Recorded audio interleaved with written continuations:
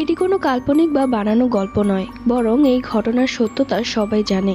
আমরা যে গ্রামে থাকি সেই গ্রামে প্রচলিত এক ত্রান্তিক বাড়ি আছে। তিনি টাকার বিনিময়ে মানুষের উপকার করে থাকেন, আবার মানুষের ক্ষতিও করতে পারেন। সবকিছুই টাকার বিনিময়ে। সেই লোকটা ছিল প্রচুর চালাক, লোকের কাছে ভালো সেজে থাকতো। আমাদের গ্রামেরই এক লোকের ছেলে হারিয়ে গেছে। সকাল থেকে সন্ধ্যা অবধি সেই ছেলেকে খুঁজে পাওয়া যাচ্ছে না। তাই সেই লোকটা দৌড়ে গেলেন সেই তান্ত্রিকের বাড়িতে এবং তাকে বললেন, আমি আপনাকে অনেক টাকা দিব, আপনি আমার ছেলেকে খুঁজে দিন। তার ছেলেকে কিন্তু তান্ত্রিকটাই লুকিয়ে রেখেছিল। এরপরে সেই লোকের থেকে অনেক টাকার বিনিময়ে তার ছেলেকে ফেরত দেয়। আর এভাবে করে আস্তে আস্তে সে মানুষের মনে জায়গা নিতে থাকে। তাই মানুষের কোনো একটা সমস্যা হলেই দৌড়ে যেত সেই তান্ত্রিকের বাড়িতে। হঠাৎ করেই আমাদের গ্রামে একটা সমস্যা দেখা গেল। নবজাতক বাচ্চা হারিয়ে যাচ্ছে।